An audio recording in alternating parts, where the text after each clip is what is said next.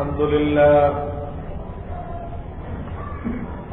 لله نحمده ونستعينه ونستغفره ونؤمن به ونتوكل عليه ونعوذ بالله من شرور أنفسنا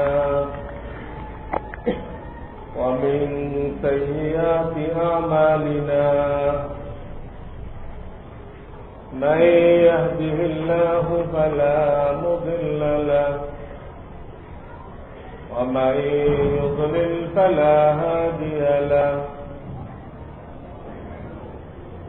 ونشهد أن لا إله إلا الله وحده لا شريك له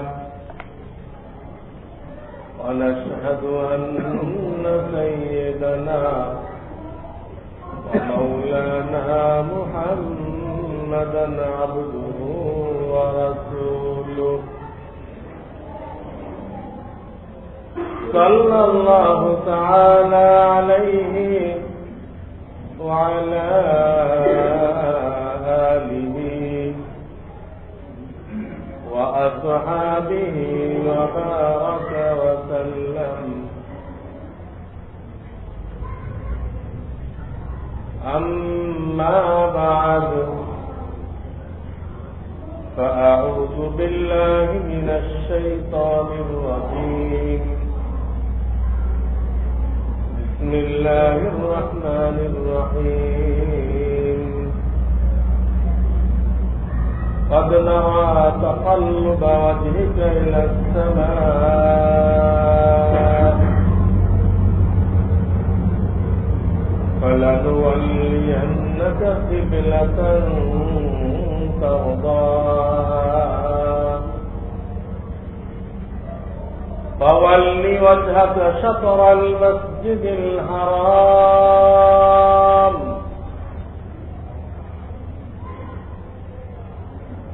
وقال رسول الله صلى الله عليه وسلم إذا سجدت فاستقبل أصابع رجليك إلى القبلة أو كما قال رسول الله صلى الله عليه وسلم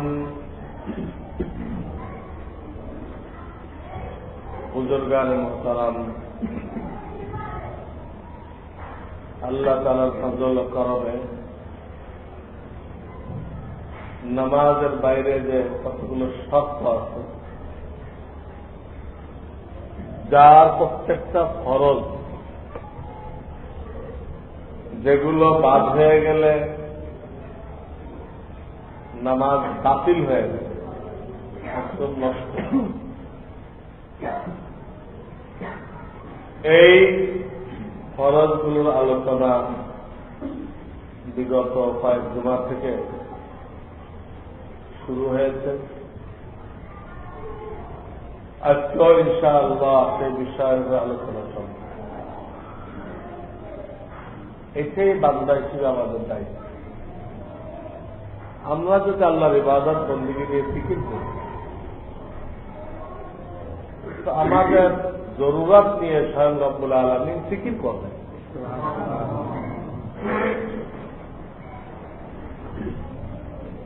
আজ পর্যন্ত কোন চাকরকে খাওয়া পড়া নিয়ে চিন্তা করতে দেখা যায়নি। সে ফিকির করে তার মনিবের অর্ডার বাস্তবায়ন করা, যে আমার মনিব আমার মালিক কি চান ওটা আমাকে পূরণ করতে হবে, এটা আমার বুঝি। টাইম মতো আমার খানার ব্যবস্থা করা, আমার কাপড় চোপড়ের ব্যবস্থা করা, আমার থাকার ব্যবস্থা করা, এগুলো আমার সাবজেক্ট না। এই জন্য কোন গোলাম ওই সাইডটা নিয়ে চিন্তাই করে। কিন্তু দুঃখজনক আল্লাহ আমাদেরকে বিবেক দিয়েছেন, বিবেচনা দিয়েছেন, আকল দিয়েছেন, বড় বড় ডিগ্রি দিয়েছেন। আমরা এইটুকু পার্থক্য করতে পারি না যে আমার মনিবের সাবজেক্ট কতটুকু, আমার কতটুকু। সব ডিগ্রি ফেল হয়ে গেছে আমাদের।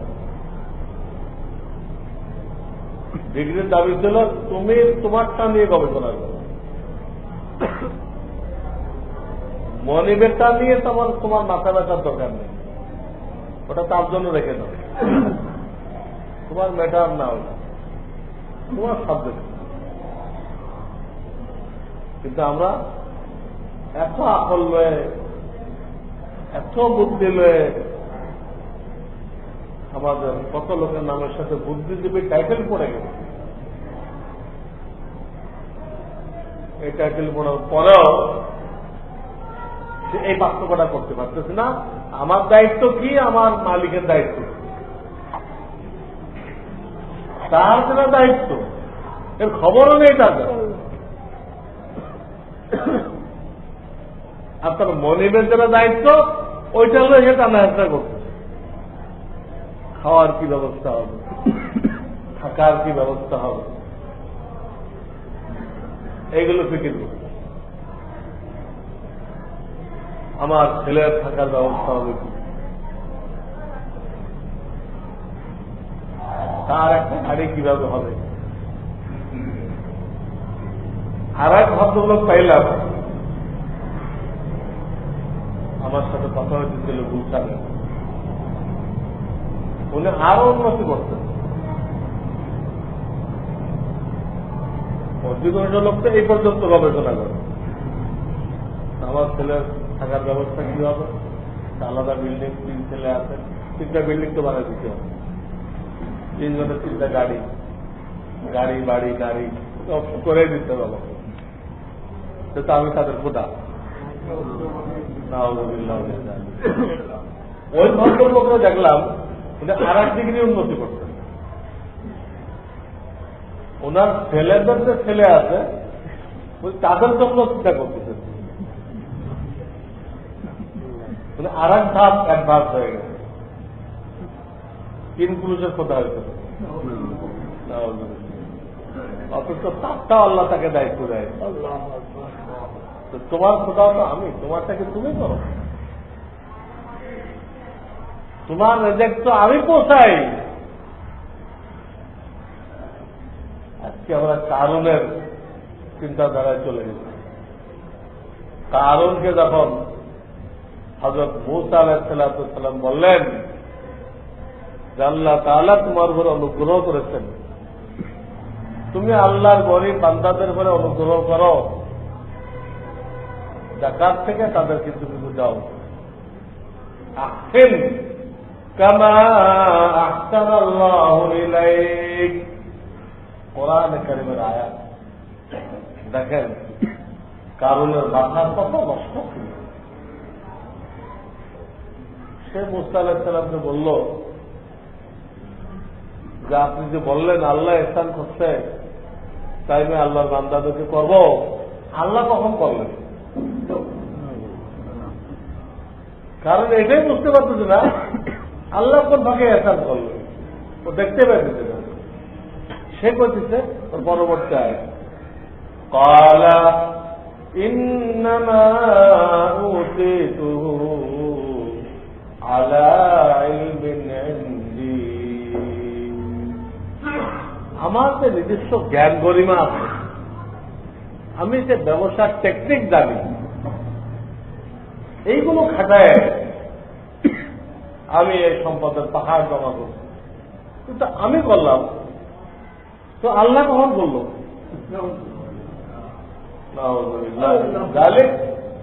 কোরআনে কারিমে কারণের এই ঘটনা আল্লাহ তাআলা নিজেই বলেন। কারণ এই কথা বলল, এটা আমি করছি। ইন্নামা উতীতু আলা ইলমিন ইনদি, আমার কাছে টেকনিক ছিল, ওই টেকনিক দিয়ে আল্লাহ কখন দিল? তার মাথায় আসলো না তোমাকে কে সৃষ্টি করলো? তোমার হাত পাও গেল কে সচল রাখছে? তোমার ব্রেনটা এখনো যে নষ্ট হয় নাই, তোমাকে পাগলা গারদে পাঠানো হয় নাই, এই ব্রেনটা কে ঠিক রাখছে? তুমি যে রিজিক খাইতেছ এটা জমিন ফেড়ে কে উৎপন্ন করলো? তুমি যে মিঠা পানি খাইতেছ এই সমুদ্রতে লোনা পানি উঠে মেঘমেলার মধ্যে দিয়ে তোমাকে মিঠা পানি কে খাওয়াইল? তুমি যে এত অক্সিজেন নিচ্ছ নিয়ে বেঁচে আছো, বাতাসের মধ্যে এই অক্সিজেন কে সৃষ্টি করলো? শুধু অক্সিজেন বিল যদি দিতে হতো, এক একদিনে ২,৫০০ টাকা বিল আসে। হাসপাতালে ১ ঘন্টা অক্সিজেন দিলে ১০০ টাকা বিল করে, ২,৫০০ টাকা বিল আছে। এরকম লাখো নিয়ামত ব্যবহার করে আমরা টিকে আছি, সব আল্লাহর দেওয়া। এগুলো কোনো বিল দেওয়া লাগে? চোখের লাইট ব্যবহার করতে, এই লাইটের কোনো বিল আসছে? আপনি সরকারের লাইট ব্যবহার করেন, দেখবেন কিরকম মিটার ঘুরতে আসছে, আর ইউনিট বাড়তেছে আর বিল বাড়ছে। আল্লাহ লাইট দিয়ে ব্যবহার করতেছেন, কারণ এগুলো কিছুই চিন্তা করলো না, সে বলে ফেললো আমি করছি। এরপর তো যা ঘটার মধ্যে পুরা ঘটনা শোনানোর উদ্দেশ্য না, উদ্দেশ্য আজকে এলেন না থাকার দরুন অনেকে আমরা এরকম মনে করি আমি যদি ব্যবসা বুঝি এই জন্য তো ইনকাম করতে পারছি। তাদের বুঝতে হবে আমার এই চিন্তাধারা সেম কারণের চিন্তাধারা, মুমিনের চিন্তাধারা। মুমিনের বিশ্বাস রিজিক কিসমতের সাথে, এটা বিদ্যা বুদ্ধির সাথে না। রিজিক বিদ্যা বুদ্ধির সাথে নয়। তাই আল্লাহওয়ালা বলেছেন কম জাহিলিন জাহিলিন তালকাহু মারজুকা وكم عاقل عاقل آيت مذاهبه وكم جاهل جاهل تلقاه مرزوقا। আল্লাহ শায়ের বলতেছেন বহু জ্ঞানী লোক পাইবা, ডিগ্রিওয়ালা লোক পাইবা, তার বড় দ্বন্দ্ব দশা, ঠিক মতো খানাও পাইতেছে। আবার অনেক মূর্খ লোক পাইবা, কত সম্পদ আছে সে বলতেও পারবে না, তার কাছে কয়শো কোটি টাকা আছে সে বলতে পারবে না, মূর্খ লোক। আর আন্ডারে কত বড় বড় ডিগ্রিধারী লোকেরা তার আন্ডারে চাকরি করতে, মূর্খের আন্ডারে আইনটা করতে পারে না, আইনটা পর্যন্ত করতে পারে না, কলম ভেঙে যাবে। আল্লাহ 100 টাকা দিয়ে দেবে, এই কথা বলে। এই ধন সম্পদ ব্রেনের সাথে, ডিগ্রির সাথে, ভাগ্যের সাথে। যার ভাগ্যে যতটুকু লেখা আছে সে ততটুকু পাবে, যাতে টেকনিকে কিছুই হবে না। বহু টেকনিকওয়ালা ব্যবসায় লাল বাতি জ্বলে গেছে, টেকনিকে কোনো কাজ হয়নি।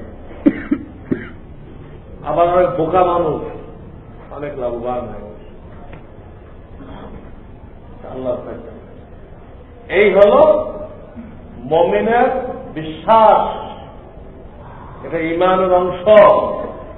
রিজিক কারো মেহনতের সাথে নয়, রিজিক তার কিসমত। আসবে এটা মনে করা আমি বিদ্যা বুদ্ধি দিয়ে আমার টেকনিক দিয়ে রিজিক বাড়াই ফেলছি,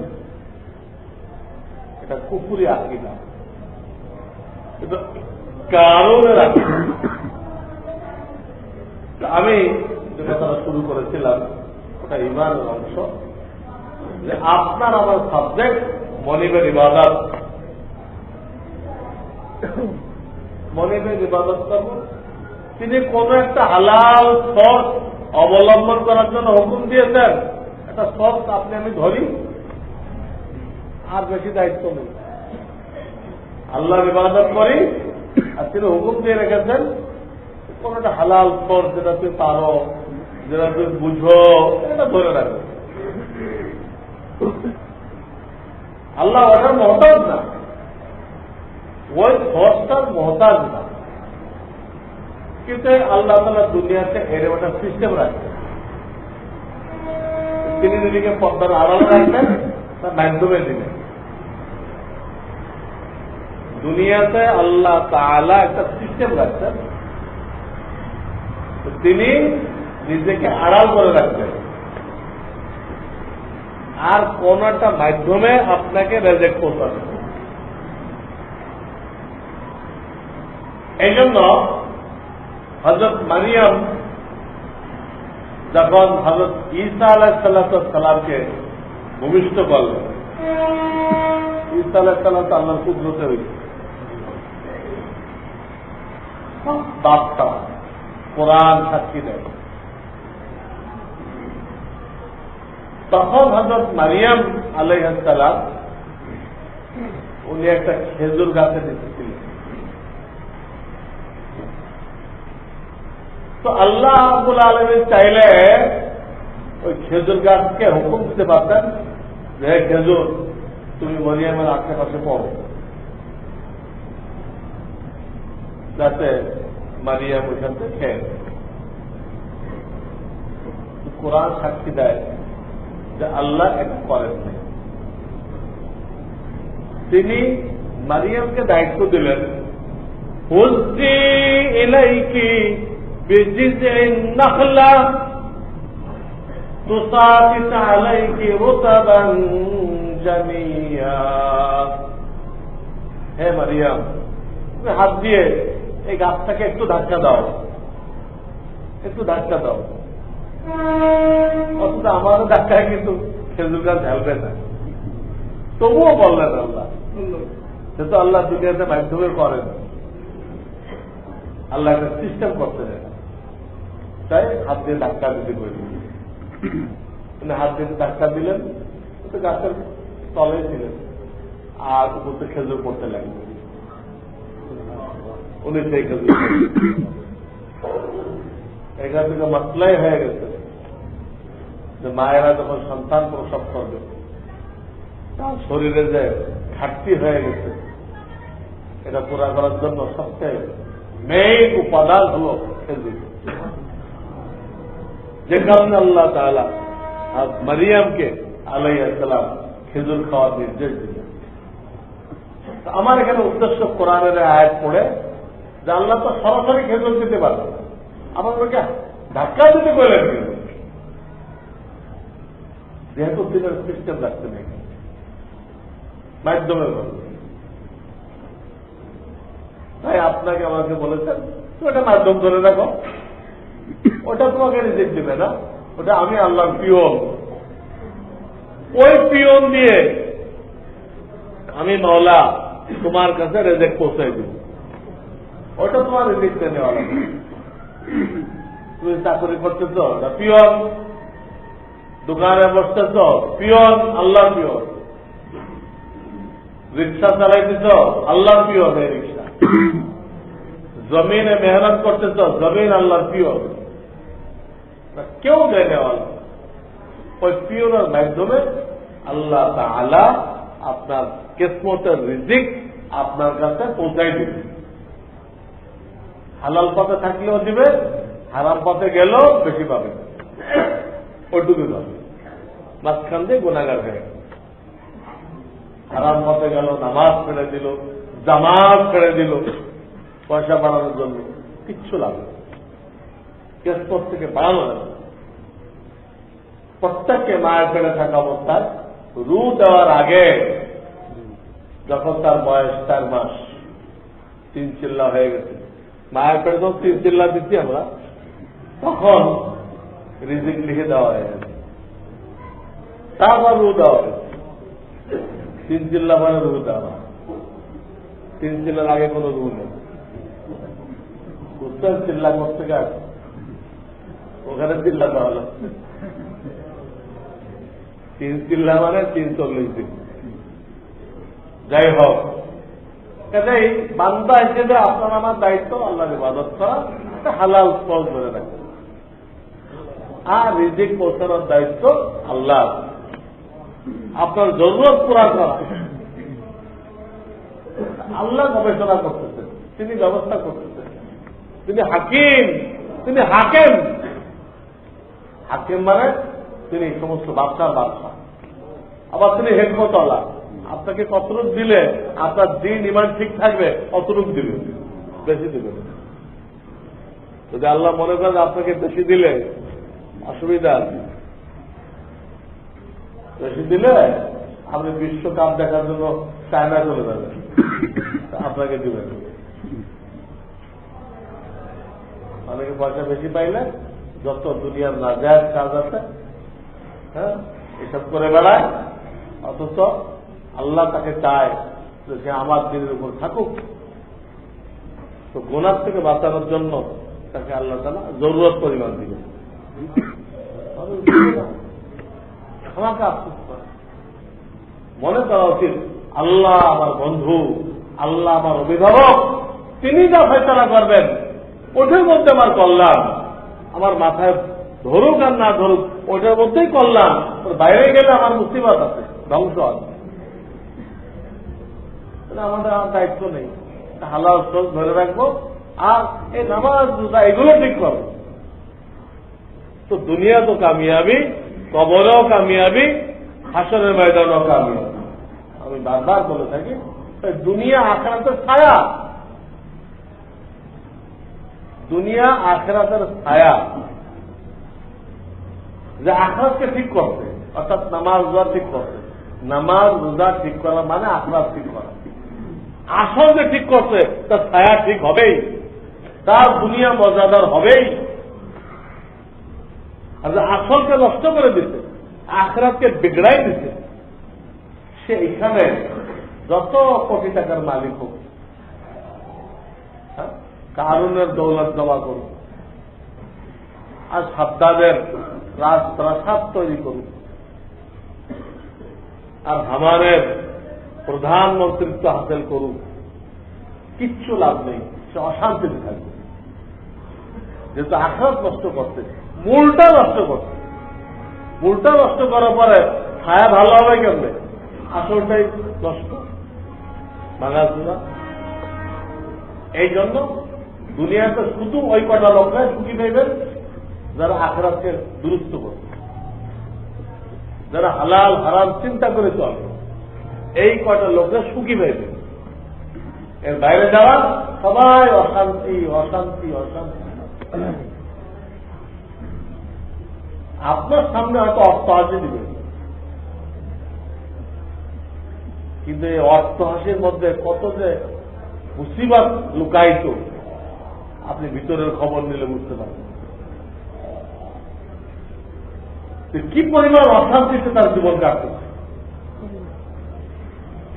ভাই ভাইতে মিল নেই, স্বামী স্ত্রীতে মিল নেই, বাপ বেটায় মিল নেই, কোন কিছুতে মিল নেই, কেউ তার পক্ষে নেই। কি ফায়দা তার কোটিপতি? এই জন্য আমাদেরকে আসতে হবে কোথায়? ওদের একটা হালাল ফল ধরো, এটা এত বেশি বাড়ানোর দরকার নেই। যারা বাড়াইতে যায়, আমার নামাজ তরফ হয়, আমার জামাত তরফ হয়, দিনের রাস্তায় মেহনত বন্ধ হয়ে যায়, নামাজ পড়তে সময় পাই না, একটু বাড়ানোর দরকার। আমার দিন ইমান ঠিক রেখে যেটুকু করতে পারে এই করব, আর আল্লাহর দিন শিখবো। এটার জন্য আল্লাহ পাঠিয়েছেন, দিন শেখো, শিখতে থাকো। শিখতে থাকো, আর তোমার ভুল ভ্রান্তি থাকে, আমি মাওলা সব মাফ করে দিব। আমা কানা রাব্বুকা লিইহলিকাল কুরা বিযুলমিন ওয়া আহলুহা মুসলিহুন। আল্লাহ বলতেছেন, তোমার রব কোন এলাকাবাসীকে তাদের গুনাহের কারণে, অন্যায়ের কারণে অতক্ষণ পর্যন্ত আযাব দিবেন না, ধ্বংস করবেন না, যতক্ষণ পর্যন্ত তারা শিখতে থাকবে, নিজেদেরকে সংশোধন করতে থাকবে। যেহেতু সে নিজেকে সংশোধন করতে চাইতেছে, সংশোধন করতে যায় একদিনে সব শিখা হয়ে যায় না, অনেক না শিখাও থাকে, এগুলো ভুল হতে পারে। তো আল্লাহ তাআলা ব্যাখ্যা করবেন যে বিচারা তো শিখার আগ্রহ ছিল, শিখতে ছিল,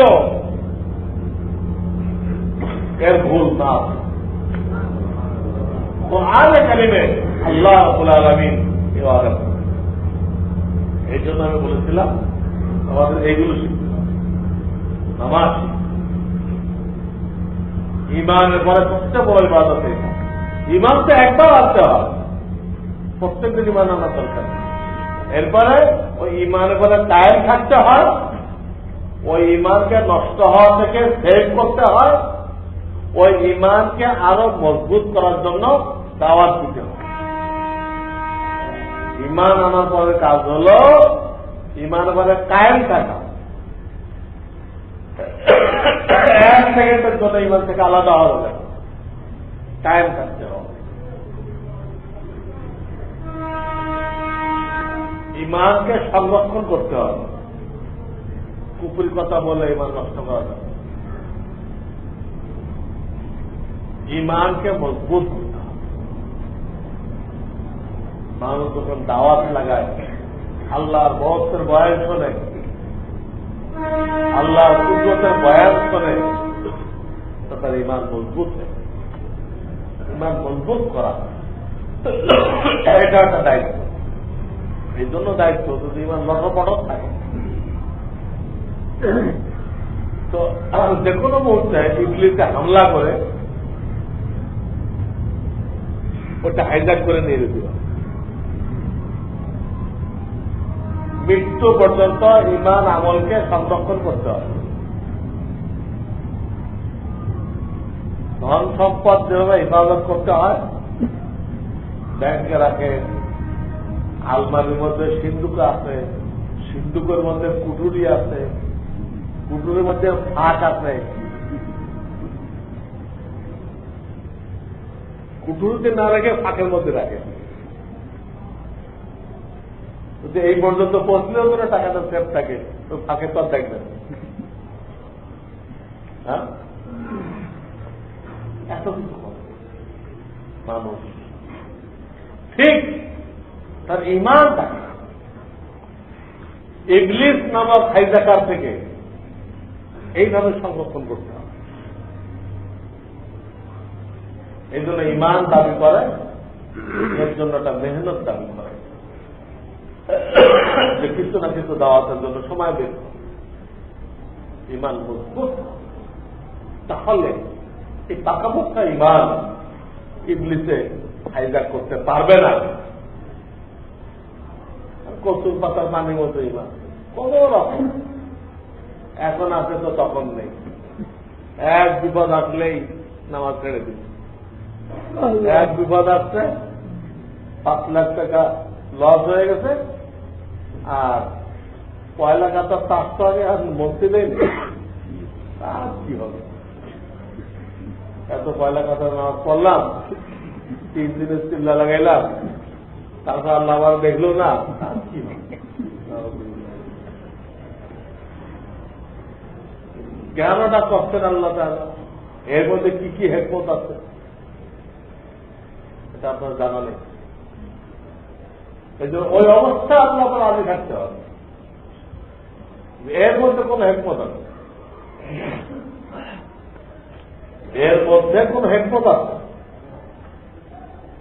যিনি দিচ্ছেন তিনি নিচ্ছেন, আমার তো এখানে কি অধিকার আছে? নিশ্চয় আল্লাহ, নিশ্চয় আল্লাহ আমার পরীক্ষা করতেছেন।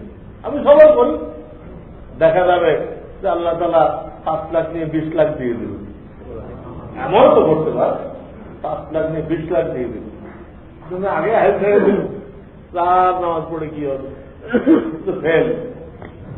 যারা ইমানের মেহনত করে নাই, ইমানকে বানায় নাই, তারা এরকম বিপদের সময় হাল ছেড়ে দেবে, কিন্তু পরীক্ষায় ফেল হয়ে। তো যাই হোক, আমাদের মাসাইল রাখতে হবে। নামাজের বাইরে কিছু মাসাইল আছে, এগুলো বয়ান করতেছিলাম, আজকেও বয়ান করবো। যেমন একটা মশলা হবে এই, কিছু তো বয়ান করছি শরীর পাক, কাপড় পাক, জায়গা পাক, এগুলো বয়ান করছি না। অক্ত চিনা, গত জমাতে অক্ত চেনার বয়ান করছিলাম। সতর ঢাকতে হবে, নামাজ পড়তে গেলে কি লাগবে? সতর ঢাকতে হবে। সতর ঢাকা, তারপরে নিয়ত করা, হ্যাঁ, আর কি বাকি আছে? কিবলামুখী হওয়া। সতরের মশলা এই, পুরুষের জন্য আল্লাহ রাব্বুল আলামিন হাঁটু থেকে, হাঁটুর নিচ থেকে নাভি সহ এটাকে সতর ঘোষণা করছেন পুরুষের জন্য। খুব পক্ষে এইটুকু যদি সে না ঢাকে, তাহলে নামাজের বাইরের একটা ফরজ ফরজ হয়ে গেল, তার নামাজ হবে না, নামাজ হবে। এটা ফরজ থাকতে হবে, মোটা কাপড় দিয়ে, ঢিলা ঢোলা কাপড় দিয়ে। পাতলা বলল, শরীরের কালার দেখা গেল।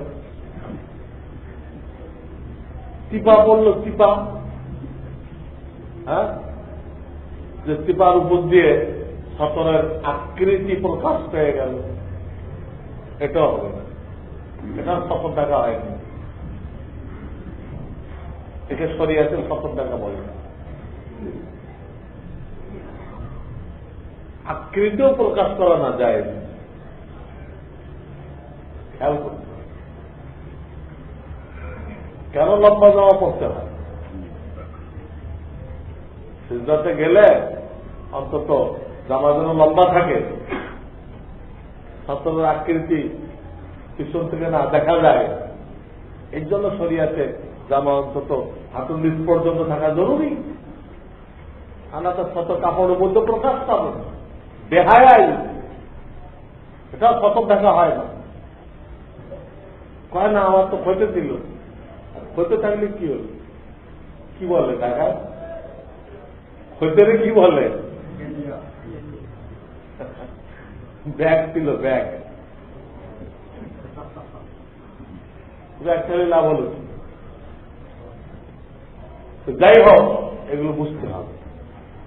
আমি তো একটা খুলে বলতে পারবো না, আপনাদের কিছু বুদ্ধি খাটাইতে হবে। এই অবস্থাও সতর প্রকাশ করা না যায়। তো পুরুষের জন্য হাঁটুর নিচ থেকে নাভির উপর পর্যন্ত খরচ। আর এখন আপনার যেমন আইছেন, বডিটাও ঢাকতেন, হাঁটুর নিচেরটাও ঢাকতেন, বডিও ঢেকে আইছেন, হাঁটুর নিচেও ঢাকতেন। তো খরচ থেকে উন্নতি করে আপনারা সুন্নতে চলে গেছেন, সুন্নতে চলে গেছেন, উন্নতি হয়েছে।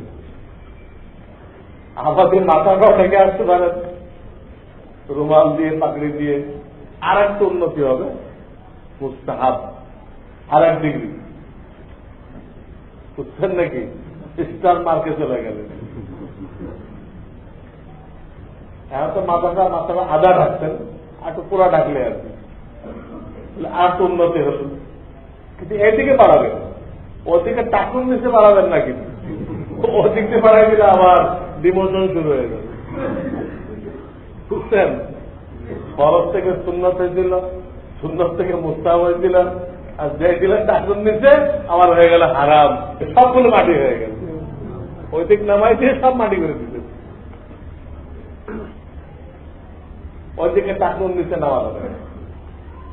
একমাত্র মোজা দ্বারা শরিয়াতে টাকনো ঢাকা যায়। মোজা ছাড়া যেগুলোকে পোশাক বলা হয়, পোশাক দিয়ে টাকনো ঢাকা যায় নেই। পুরুষের জন্য বলতেছি। তো ফরজ বুঝলেন, সুন্নাত বুঝলেন, মুস্তাহাব বুঝলেন, তিনটা বুঝলেন। আবার একটা কি আছে, হারাম আছে, এটাও বুঝলেন। চাকর নিতে গেলে হারাম, বা যেরকম ফরজ বললাম এখানে পাতলা কাপড় পরলেন, পাতলা কাপড়, বা হাফ প্যান্ট পরলেন,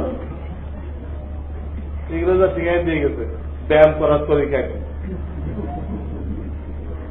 হাফ প্যান্ট পরতে হবে আর হাতে একটা কুকুর মালা বেত রাখতে হবে।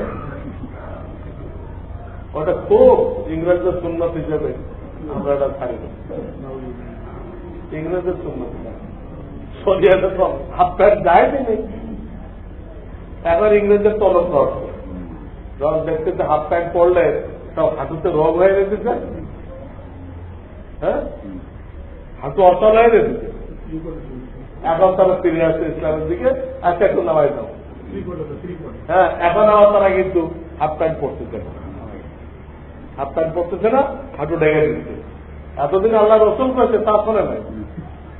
ইংরেজরা করেছেন হাফ প্যান্ট হবে না, নামাইতে হবে, এখন রাজি আছে। এই রাজি তারা কি সব হবে আপনার? রসুলটা শুনে যে আপনি মানতেন, বহুত সব পাইতেন, আর ইংরেজদের শুনে মানলেন আপনি, আপনার কোনো সব হবে। আপনি ইংরেজের শূন্যতে যেভাবে করলেন, রসুলের শূন্যতে যেহেতু করলেন না। এই জন্য শরিয়াত মানা কাকে বলে? আপনার বেরেনে ধরতেছে না তাও মানলেন, এটাকে বলে শরিয়াত মানা। আর আপনার বেরেনে ধরছে তাই মানছেন, এটাকে বলে আপনার আকলের পূজা করা। শরিয়াত মান্য করা কাকে বলে?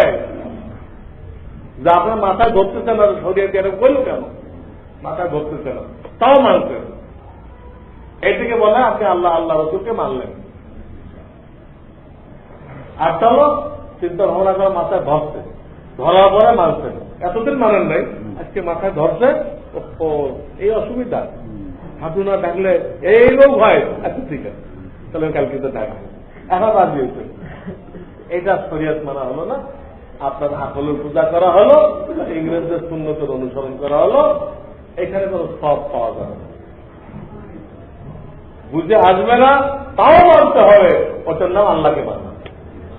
তাই পয়লা বারে আল্লাহ শর্ত লাগাই দিতে, মিনুনা বিল গায়ব, কিছু দেখবা না, কিছু বুঝবা না, খালি এই কথার উপর মানতে হবে যে আমার আল্লাহ কইছে, বাস, তারপর কথা নেই, আমার আল্লাহ কইছে, এইটা ঠিক। ডাক্তাররা কত হাজারো কথা বলে, আমাদের মাথায় ধরে না, কিন্তু আমরা মানি না। যা করে বিজ্ঞ মানুষ উনি কইছে, আমি দেখবা ডাক্তার কাছে ফের গেছি, কারণ আমার ওষুধের মধ্যে উনি ওই লিখছে, জি অ্যান্টাসিড লিখছে। আমার মাথা ধরছে, জিনিসটা ভুল লিখছে না, কারণ আমি তো কোনো গ্যাস্ট্রিক বলি নাই, আমি জানি এটা গ্যাস্ট্রিকের ওষুধ, লিখলো কেন? তো ডাক্তারটা ভুল লিখছে। কোন ডাক্তার নাকি ওরকম 6টা ক্যাপসুল লিখতে যায়, 6 বস্তা সিমেন্ট লিখছে, বাড়ি বানাচ্ছি তো, আর ওর মাথায় খালি সিমেন্টটা নয়, লুকিয়ে হয়েছে 6 বস্তা সিমেন্ট করে। আমি চিন্তা করছি এইরকম কিছু হয়েছে মনে হয় আবার কিছু, তবে এটা লিখছেন কেন? আমি তো গ্যাস্ট্রিক বলে না আপনার কাছে, বলছেন না আপনি বুঝবেন না, আমি একটা ওষুধ এরকম দিচ্ছি, ওই ওষুধটার পার্শ্ব প্রতিক্রিয়া হলে এই যে আপনার ভিতরে গ্যাস্ট্রিক পয়দা করবে, একটা রোগ সারবে যে রোগ আপনি কইছেন, কিন্তু গ্যাস্ট্রিক পয়দা করবে, ওইটাকে সামাল দেওয়ার জন্য আমি এটা দিচ্ছি, এটা আপনি বলেন। তখন আমি মেনে নিলাম, ঠিক আছে ডাক্তার যখন কইছে ওইটা সামাল দেওয়ার জন্য এটা, তাই মানলাম। আগে আমার বুদ্ধিতে ধরতে ছিল না, এটা লিখতে গেল। আমি উদাহরণ দিচ্ছি, অনেক কথা আমাদের মাথায় ধরে না, কিন্তু বড় কেউ বলে এত মেনে নিতে হয়। বড় কেউ বলতে মানেন তো সব বড় বড়, উনি বললেন আনতে অসুবিধা কি হয়? আকলের ভূত খাড়া করেন কেন? আমাদের ভূতের মধ্যে আসছে আল্লাহ। তো বলতেছিলাম যে এই একটা ফরজ শতক, একটা সুন্নাত, একটা মুস্তাহাব, আর ডাকুন নিতে আরাম। আবার হাফ প্যান্ট পরলেন, পাতলা পরলেন, টাইট পরলেন, এই তিনটা না যায়। হাফ প্যান্ট পরলেন, পাতলা, শরীরের কালার দেখা যাচ্ছে, বা কাপড়ের উপর দিয়ে আপনার সতর ফুটে উঠছে, এগুলো সব শরীরে না যায়। সতর্ক, এই হল পুরুষের মতো। মা বোনদের জন্য নামাজে সতর থাকার অর্থই তার মুখমণ্ডল, দুই হাতে কবজি, পায়ের পাতা, এই তিনটা ব্যতীত আর বাকি সমস্ত শরীর তাকে ঢাকতে হবে, ঢাকা ফরজ। এছাড়া তার নামাজ হবে না, ফরজ তরক হয়ে গেল, ফরজ তরক হয়ে গেল। এই জন্য আমাদের দেশে মা বোনেরা যে হাফাজা ব্লাউজ পরে, আবার শাড়ি পরে, এই অবস্থায় নামাজ পড়তে গেলে মানুষের হাত খুলে দেয়। চিন্তা করার সময় এই কোমর পর্যন্ত হাত খুলে দেয়, মাথার এখান থেকে চুল বের হয়ে যায়। তখন ফরজ তরক হওয়ার কারণে তার নামাজ নষ্ট হয়ে যায়। এই জন্য ইসলামে মা বোনদের জন্য উত্তম লিবাস যেটা ঘোষণা করছে যে মা বোনেরা মোটা কাপড়ে ঢেলা ঢোলা সেলোয়ার কামিজ উন্না পড়ে, মোটা কাপড় হইতে হবে, শরীরের কালার কোনো দেখা না, ঢিলা ঢোলা হইতে হবে, ইংরেজদের মতো না। তাদের তো নিকাল উৎকানিতা যা আছে এগুলো সব প্রকাশ করতে হবে, এগুলো তাদের ফ্যাশন। বেহায়া, সমস্ত জানোয়ারের মধ্যে বেহায়া জানোয়ার বলা হচ্ছে শুকুর। শুকুর খাইলে ওই মানুষটাও বেহায়া হয়, তখন তারা হায়া সরব। আমরা যদি আমাদের মেয়েদেরকে দিন না শেখাই, ওই ওদেরকে দেখে দেখে ওইগুলি বলবে। ওদের মেয়েরা হাতে চুড়ি পড়ে না, ওই দেখে আমাদের মেয়েরা পড়তেছে। অথচ হাতে মেহেদি না দেওয়ার কারণে আল্লাহ রাসূল রাগ হয়ে গেছে। এটা কি বেটা না বেটি? মেহেদি তো দূরের কথা, ইংরেজদের মেয়েদেরকে দেখতে দেখতে হ্যাঁ এরা চুরি করতে লাগেনি, এরকম বেটা হয়ে গেছে। লম্বা চুল কেটে বাবি চুল মানে সব ইংরেজদের সহবাতের তাফসীর, নাউযুবিল্লাহ। এই জন্য তাদের এই ধরনের উন্না পড়া চাই, একটু খোলা থাকে, কোন অবস্থায় টানাটানি করলেও কেউ চুল বেরোবে। দেখুন একরকম ওটা মানে এখান থেকে সেলাই করা থাকে, ওটা মাথায় পড়লে শুধু মুখটা খোলা থাকে, তাও পুরানা অল্প। এটা হচ্ছে চুল প্রকাশ পাওয়ার কোন সুরতই নেই, হাতও প্রকাশ পাওয়ার কোন সুরতই নেই, হাতও দেখে। তো হয় তাদেরকে বুঝায় সেলোয়ার কামিজ উন্না পড়াইতে হবে, অথবা যদি আর সারানো যায় এগুলো বয়স হয়ে গেছে, বুড়ি হয়ে গেছে, তাই এই বয়সে কেন এগুলো হয়, ঠিক আছে এরকম একটা উন্না বানাইতেন যে এটা নামাজের সময় করবেন, যাতে চুলও না বের হয়, আবার হাতও বের না। চুল এত বড় সতর্ক ইসলামী শরিয়াতে যে মেয়েরা যখন বুড়ি হয়ে যায়, বেশি বুড়ি হয়ে যায়, এক পর্যায়ে তার চেহারা সততা শিথিল হয়ে যায়, বেশি বুড়ি হয়ে গেছে, কোন সৌন্দর্য নেই, চামড়া ঢিলা হয়ে গেছে, দেখলে কারো কোনো আকর্ষণ হবে না। ওই পর্যায়ে চেহারার সতর ঢিল হয়ে যায়। হাদিসে পাওয়া যায় আবু বকর সিদ্দিক রাদিয়াল্লাহু তাআলা তার খেলাফতের জামানায় এই ধরনের বুড়িদের সাথে তাদের খোঁজখবর নিতে যায়, দেখা সাক্ষাৎ করে। শরিয়াতে ইজাজত দিচ্ছে, কোরআনের 18 পারা আয়াত القواعد من النساء اللاتي لا يرجون نكاحا আয়াত। কিন্তু ওই সময়ও তার চুল খোলার অনুমতি দেয়নি। চুল খোলার অনুমতি দেয়নি, চেহারা কত মাফ হয়ে গেছে বেশি বয়স্ক হওয়ার কারণে, তখন পর্যন্ত ওই বুড়ির চুল খোলার অনুমতি দেয়নি শরিয়া। চুল এত কঠোর কঠোর, অথচ ইংরেজরা এসে পয়লা ব্যাখ্যায় চুলটা খুলে দিচ্ছে। আর এখন এত বিচিত্র মহিলা দেখা যায় রাস্তায়, সারা শরীরে বুরকা, এটুক নেই কিছু, চেহারা খোলা, চুলও খোলা, সব খোলা, এর একটা বুরকা। এগুলো কি বুরকা? মানুষ না কোনো চিড়িয়াখানা? কি দেখতে না আধুনিক হইল না দিনদার হলো, কি হল? এটা চিড়িয়াখানা রাখার মতো একটা জিনিস হল, সেটা আজীব জিনিস, কোথাও দেখা যায় না দুনিয়াতে। এমন একটা উদ্ভট জিনিস অনেক মহিলারা চালু করছে, এদিকে বোরকা পড়ছে, এদিক সব কি ফায়দা হলো? তার মানে বুঝালো এদিক তোমার কষ্ট করার দরকার নেই, সরকারের চেহারাটা দেখে না। কত ভালো, কত ভালো চিন্তাধারা মানুষের মাথার মধ্যে ঢুকে। তো এই মহিলাদের বলতে এই তাদের চেহারা 2 হাজার কবজি, পায়ের পাতা, এই ছাড়া পুরো শরীর ঢাকা থাকতে হবে, নতুবা নামাজ হবে না।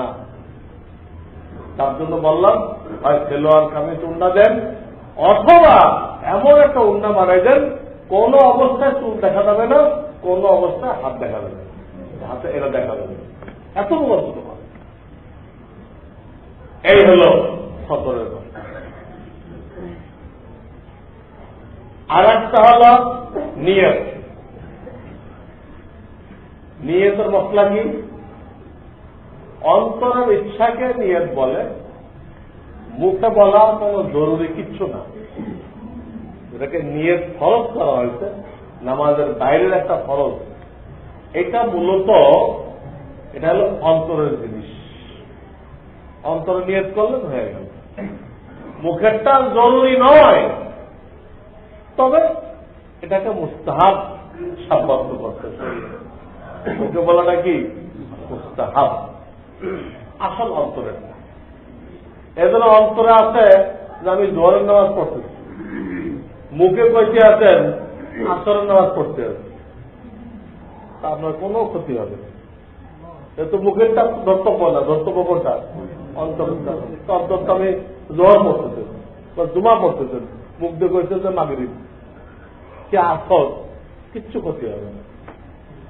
তো নিয়ত মূলত ওই অন্তরটাই নিয়ত, মুখেরটা মুস্তাহাব।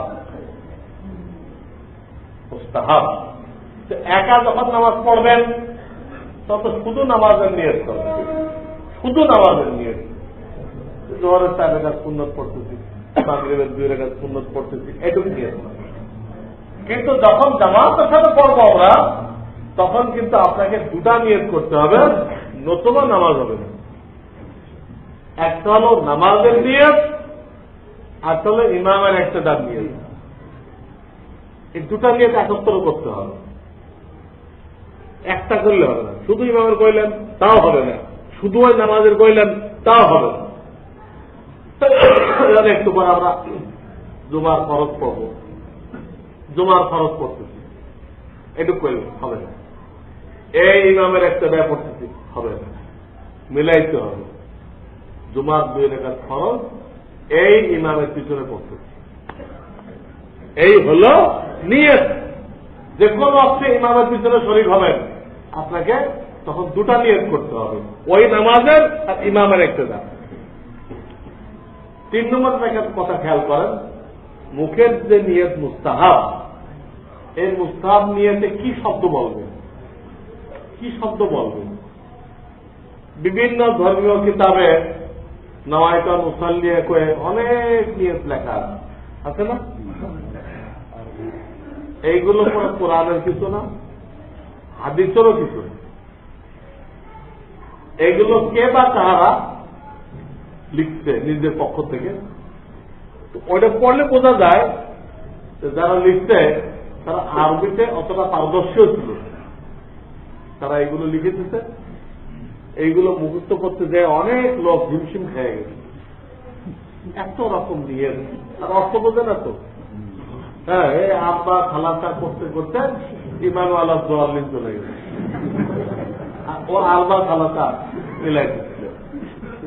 আর যদি ইমাম রুকুতে থাকে তো ওর আব্বা খালাটা করতে করতে ইমাম উঠে আর আব্বা খালাটা লেগে কি যেটা মুশকিলের জিনিস। এটা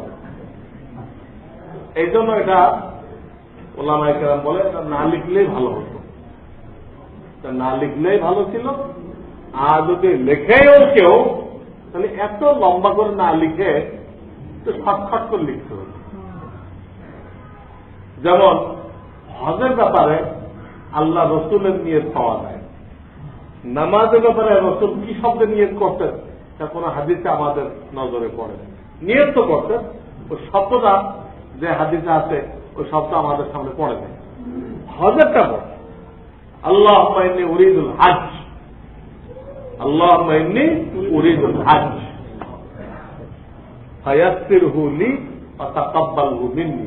ওটা নিয়তের বাইরে, তা আসান করে দাও, কবুল করে নাও। এটা কইলে হবে না কইলে মূল নিয়ত এটুকু, আল্লাহুম্মা ইন্নী উরিদুল হজ, আল্লাহুম্মা ইন্নী উরিদুল উমরা, এই নিয়ত করুন। এক জায়গায় যখন পেয়ে গেলাম রসুলের নিয়ত, আপনি এটা সব জায়গায় লাগান, নামাজে লাগাই দেন আল্লাহুম্মা ইন্নী উরিদুল জুমআ, শেষ। আল্লাহুম্মা ইন্নী উরিদু সালাতাল মাগরিব, শেষ। আল্লাহুম্মা ইন্নী উরিদু সালাতাল ইশা, শেষ। সালাত তো বোঝেন, সালাত মানে নামাজ, ইশা মানে ইশা, এটুকু করে নিয়েছে।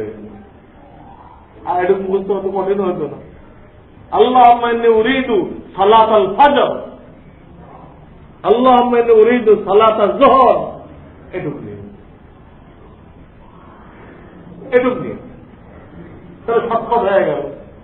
ওই এত লম্বা নিয়ে সালাতা আরবা করতে করতে কত কঠিন। আবার তার মধ্যে ঢুকাইছে মুতাওয়াজ্জিহান ইলাল জিহাতিল কাবাতিশ শরীফ। আরে ওটা নিয়ে চলো কেমনে? ওটা আলাদা একটা ফরজ। ওটার অর্থ হল কিবলামুখী হওয়া।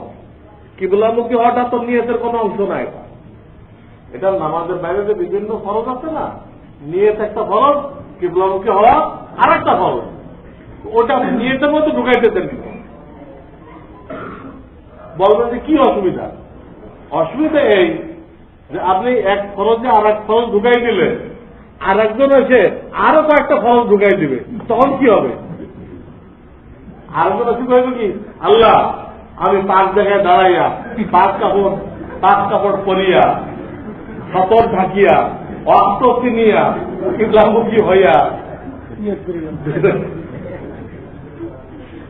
একজনে খালি কিবলা ঢুকাই দিল আর সবগুলো ঢুকাই দিল। কোনটাই ঢোকার দরকার নেই। নিয়ত নিয়ত, কিবলা কিবলা, এর মধ্যে ঢুকবে গেল। এটা না জানার কারণে হয়ে গেল আলাদা। ও কিবলা মুখে বলার জিনিস না, কিবলা মুখে বলার জিনিস না। তোরা সতর থাকতে হবে না, মুখে বলতে হবে আল্লাহ সতর থেকে আসছে, হাত সতর থেকে আসছে, মুখে বলতে হবে। আবার চেহারা কিবলা ঠিক করতে হবে, কিন্তু মুখে বলতে হবে না। চেহারা কিবলা ঠিক করেন। তো আমি বলতেছিলাম যে এই লম্বা নিয়তের পিছনে পড়ে অনেকে নামাজ পর্যন্ত শুরু করে না, তার নিয়ত মুখস্থ হয়নি 11 পর্যন্ত। 52 বছর বয়সে নিয়ত মুখস্থ হয়নি। নিয়ত তো কোনো মুখস্থ করার জিনিস না, ওটা যখন তখন যে নামাজ পড়ান ওটা খেয়াল করে দেবেন, তো মুখস্থ করার জিনিস না। নিয়ত অন্তরের সংকল্প, সেটাকে মুখস্থ করার জিনিস। মাগরিবের সময় মাগরিবের সংকল্প করবেন, নিয়ত হয়ে গেল, শেষ। কাজেই আপনি সংক্ষিপ্ত নিয়ত করেন। আর সবচেয়ে ভালো যারা আরবির অর্থ বোঝেন না তারা আরবিতে নিয়তই করতে যাবেন, বাংলায় নিয়ত করেন। জানলে আমি জুমার 2 রাকাত ফরজ এই ইমামের পিছনে পড়তেছি, এইটুকু নিয়ে আল্লাহু আকবার, ওটা কিন্তু নিয়ত না, ওটা আল্লাহ তার একটা জিনিস, ওটা তাকবীর তাহরিমা, ওটা ইমামের পরে বলতে হবে আপনাকে। অনেকে এটাও নিয়তের অংশ মনে করে, আল্লাহ আকবরকে কি মনে করে? এটাও নিয়তের অংশ। যেরকম কিবলামুখী হওয়ার নিয়তের অংশ মনে করছে, এই তাকবীর তাহরিমাও কি মনে করছে? এটা মনে নিয়েছে এটা না, কিচ্ছু না, ওটা তো ইমামের পরে বলতে হবে। তাহলে আশা করি নিয়ত সম্পর্কে আপনাদের একটা স্বচ্ছ ধারণা হয়ে গেছে, তাই খেয়াল রাখেন। আর একটা বিষয় রয়ে গেছে, কোনটা? কেবলামুখী। আল্লাহ চাহে তো সামনে জুমা নামাজের বাইরে আর এই একটা ফরজ রয়ে গেছে, এটাও বলে দেওয়া হবে। আল্লাহ তাআলা আমাদেরকে এই মসলাগুলো যেন নিজেরা আমল করতে পারে এবং অন্য ভাইদেরকে যেন বলতেও পারে, তাদেরকে বলা, দাওয়াত দেওয়া, এটাও ফরজ আমাদের উপরে। আল্লাহ তাআলা তৌফিক দান। আলহামদুলিল্লাহ।